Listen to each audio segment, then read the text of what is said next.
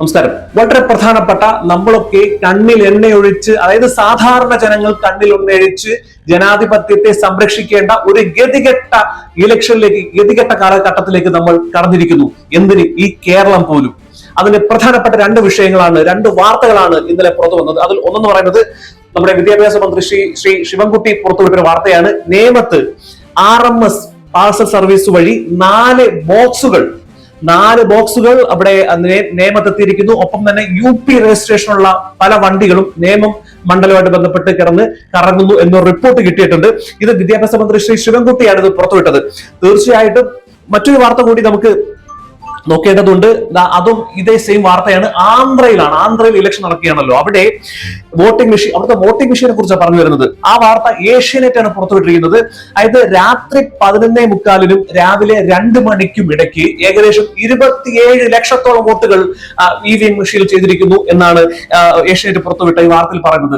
തീർച്ചയായും ഇതൊക്കെ വിരൽ ചൂണ്ടുന്നത് ഒരു അട്ടിമറിയിലേക്ക്, ഇലക്ഷന്റെ ഒരു അട്ടിമറിയിലേക്ക് പോക്കിക്കൊണ്ടിരിക്കുകയാണെന്നാണ് പറയുന്നത്. നമുക്കറിയാം കേരളത്തിലെ 3ാം തരത്തിലുള്ള ഒരു പാർട്ടി ഉണ്ട്. ആ പാർട്ടിയുടെ പേര് ഞാൻ പറയുന്നില്ല. അവർ അവകാശപ്പെടുന്നത് കേരളത്തിൽ 80ഓളം സീറ്റുകളിൽ വിജയിക്കും എന്ന് തറപ്പിച്ച് പറയാം. നമുക്കറിയാം ആ പാർട്ടി കേരളത്തിൽ വെറും 1 സീറ്റിൽ പോലും വിജയിക്കാൻ സാധ്യതയുള്ള ഒരു പാർട്ടിയാണ്. പക്ഷേ അവർ ഉറപ്പിച്ചു പറയുന്നു 80 സ്ഥലങ്ങളിൽ അവർ വിജയിക്കുന്നു പറയുന്നു. അപ്പൊ അതിലേക്കൊക്കെ വിരൽ ചൂണ്ടുന്നത് തീർച്ചയായും ഒരു അട്ടിമറി ശ്രമമായിരിക്കുമോ എന്നൊരു സംശയം കൂടിയുണ്ട്. കാരണം ഇത്തരത്തിലുള്ള വാർത്തകളാണ് പുറത്തു. നമുക്കറിയാം പല സംസ്ഥാനങ്ങളും EVM മെഷീനെ കുറിച്ചുള്ള കംപ്ലൈന്റുകൾ നമ്മൾ കേൾക്കുന്നുണ്ട്. നമ്മൾ ഇതിൽ നിന്നെല്ലാം മനസ്സിലാക്കേണ്ടത് നമ്മൾ ജാഗരൂകരായിരിക്കണം എന്നുള്ളതാണ്.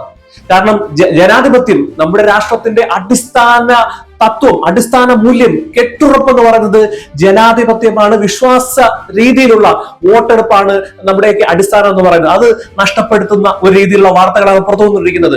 ഇത്തരം കാര്യങ്ങളെ നമ്മൾ നോക്കി കാണേണ്ടത് ഇതൊരു തമാശയായിട്ടോ അല്ലെങ്കിൽ ഇതൊന്നും പോസിബിൾ അല്ല എന്ന് കരുതി നമ്മൾ ഇരിക്കരുത്. നമ്മളൊക്കെ ജാഗരൂകരായിരിക്കണം ഇലക്ഷനിൽ. അതുപോലെ തന്നെ ഇലക്ഷന്റെ ലിസ്റ്റുകളിൽ എന്തൊക്കെ നമ്മളിനി എത്ര ജാഗരൂകരാണെങ്കിൽ പോലും ചില അട്ടിമറികളൊക്കെ പോസിബിൾ ആണ് എന്ന് തെളിയിച്ചിരിക്കുകയാണ് പല കാര്യങ്ങളിലും. അപ്പോൾ അത്തരത്തിലുള്ള കാര്യങ്ങളൊക്കെ മാക്സിമം ഒക്കെ അത് ശ്രദ്ധ കേന്ദ്രീകരിച്ച് ഇത്തരത്തിലുള്ള അട്ടിമറി ശ്രമങ്ങൾ നമുക്കറിയാം നമ്മൾ മലയാളികൾ വിദ്യാഭ്യാസ വിവരമുള്ള ആളുകളാണ്. തീർച്ചയായും ആ ഒരു ക്വാളിറ്റി ഇത്തരം കാര്യങ്ങളിൽ നമ്മൾ എടുത്ത് പറയുക, എടുത്ത് പ്രവർത്തിക്കുക തന്നെ വേണം. ഒരിക്കലും ഒരു അട്ടിമറി ശ്രമത്തിന് നമ്മൾ അതിന്റെ കാരണക്കാരാകരുത്. അതിനെ തീർച്ചയായിട്ടും എതിർക്കുക തന്നെ വേണം. നമുക്കറിയാം കേരളത്തിലെ രാഷ്ട്രീയ സാഹചര്യം എന്താണ് നമുക്കറിയാം.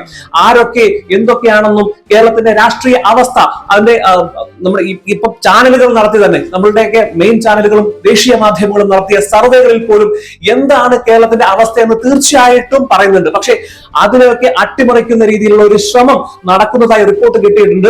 ഇത്തരത്തിലുള്ള കാര്യങ്ങൾ നമ്മൾ ശ്രദ്ധിച്ചില്ലെങ്കിൽ നമ്മൾ അടിമകളായി പോകും. ഇന്ത്യയിൽ ഏറ്റവും കൂടുതൽ പ്രതികരിക്കുന്ന, സംസാരിക്കാൻ കഴിവുള്ള, വിവരമുള്ള, വിദ്യാഭ്യാസമുള്ള മലയാളികൾ നമ്മൾ ഒരുപക്ഷെ ഇത്തരം കെടികളിൽ പെട്ടുപോയാൽ പിന്നെ ഇന്ത്യയെ തിരിച്ചു പിടിക്കാൻ നമുക്ക് കഴിയില്ല. തീർച്ചയായും നമ്മൾ ജാഗരൂകരായിരിക്കണം.